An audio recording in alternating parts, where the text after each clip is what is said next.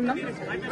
ఈ గ్రామానికి సంబంధించినటువంటి ఒక విద్యార్థిని ఎస్సీ గురుకుల హాస్టల్లో చదువుతున్నటువంటి విద్యార్థిని మరి అంతకన్నా ముందే ఒక వారం రోజుల క్రితం వాళ్ళ క్లాస్మేట్, వాళ్ళ క్లోజ్ ఫ్రెండ్ ఇంకొక పాప సూసైడ్ చేసుకుంటే మరి ఆ సూసైడ్తో మనస్తాపం చెందినటువంటి ఆ బిడ్డ ఇక్కడ ఇంటికి వచ్చిన తర్వాత కొద్దిగా స్థిమితపడ్డది. కానీ మళ్ళీ వెంటనే అధికారులు ఎగ్జామ్స్ ఉన్నాయి, మళ్ళీ మీరు రావాలి స్కూల్కి అనగానే మనాది పెట్టుకున్నటువంటి ఆ పాప మరి ఇక్కడ ఇంటి దగ్గరే సూసైడ్ చేసుకొని చనిపోవడం జరిగింది. చాలా బాధాకరం. ఇటువంటి సంఘటనే గత 2 వారాల క్రితం భువనగిరిలో బీసీ హాస్టల్లో 2 ఆడపిల్లలు సూసైడ్ చేసుకోవడం చనిపోవడం జరిగింది.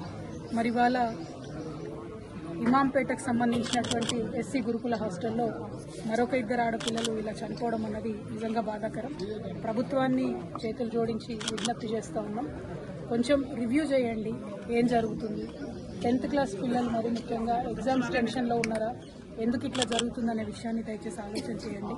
లక్షలాది మంది పిల్లల్ని గురుకులాలు పెట్టి మనం ఇలా గురుకులాల్లోకి తీసుకొచ్చినాం. మరి ఇట్లాంటి సంఘటనలు వరుసగా జరుగుతూ ఉంటే మరీ ముఖ్యంగా ఆడపిల్లలు చాలా సెన్సిటివ్గా ఉంటారు కాబట్టి వారు ప్రాణాలు తీసుకునే స్థాయికి వారిని మనం ఎందుకు ప్రెషర్ చేస్తూ ఉన్నాం.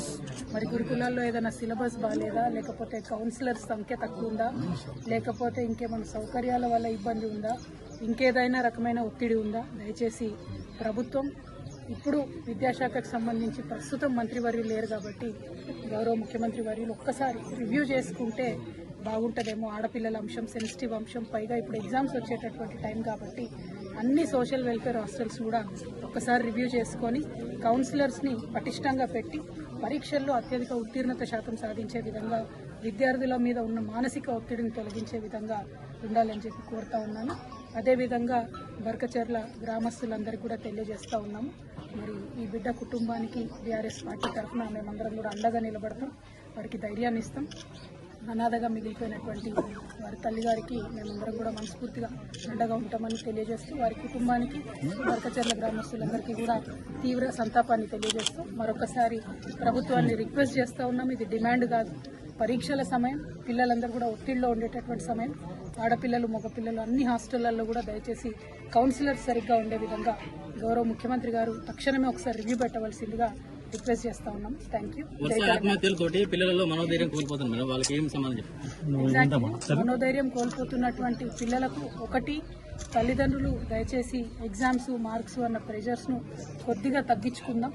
రెండవది, ప్రభుత్వం వైపు నుండి ప్రతి హాస్టల్లో కూడా కౌన్సిలర్స్ ఉండేటట్టు, టీచర్లు ఫ్రెండ్లీగా ఉండేటట్టు ఒక్కసారి ప్రభుత్వం నుంచి రివ్యూ చేసుకోగలిగితే సరిపోతుంది. మరీ ముఖ్యంగా పరీక్ష సమయం కాబట్టి టైంకి ఫుడ్ అందుతుందా, క్వాలిటీ ఫుడ్ అందుతుందా, ఇవన్నీ కూడా ముఖ్యమైనటువంటి అంశాలు కాబట్టి మరి ఇప్పుడు విద్యాశాఖకు మంత్రివర్యులు లేరు కాబట్టి డైరెక్ట్గా ముఖ్యమంత్రి గారి కిందనే ఉంది కాబట్టి గౌరవనీయులు రేవంత్ రెడ్డి గారిని మేము ఆడపిల్లల తరఫున చేతులు జోడించి విజ్ఞప్తి చేస్తూ ఉన్నాం. ఒక్కసారి ఈ డిపార్ట్మెంట్ని మీరు రివ్యూ చేయండి, రివ్యూ చేసి పిల్లల ప్రాణాలు కాపాడండి. ఎందుకంటే పరీక్షలు తొందరలో వస్తాయి, మార్చి, ఏప్రిల్, మే ఇవన్నీ కూడా రకరకాల పరీక్షలు ఉంటాయి కాబట్టి గురుకుల హాస్టల్లో ఉన్నటువంటి పిల్లల మీద ప్రత్యేక శ్రద్ధ పెట్టవలసిందిగా కోరుతాం. కొన్ని అనుమానాలు వ్యక్తం చేశారు మేడం, చనిపోయి 10 రోజులు అవుతుంది, ఇప్పటివరకు కూడా ఏం కంక్లూజన్ తీసుకురాలేదు పోలీసు వాళ్ళు. ఇక్కడ అదే జరిగింది బ్రదర్. ఇప్పుడు వైష్ణవి పాపం వృత్తిలో కూడా అదే జరిగింది. పేర్లు చెప్పడం ఇష్టం లేక నేను పేర్లు చెప్తలేను. ఇక్కడ చనిపోయినటువంటి ఎస్సీ హాస్టల్లో ఊరేసుకొని చనిపోయినటువంటి పాప పరిస్థితి అట్లానే ఉంది. అంతకుముందు బీసీ హాస్టల్లో 2 పిల్లలు ఒకేసారి ఊరేసుకొని మృతి చెందినారు భువనగిరిలో, అక్కడ కూడా అదే ఉంది. ఇన్వెస్టిగేషన్ అన్నది ఎందుకో ముందుకు పోతలేదు.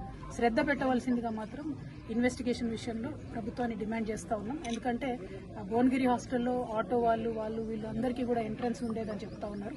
మరి ఇమాంపేటలో అటువంటి పరిస్థితులు వినబడలేదు, కానీ మరి ఎందుకు ఆ పాప ఊరేసుకొని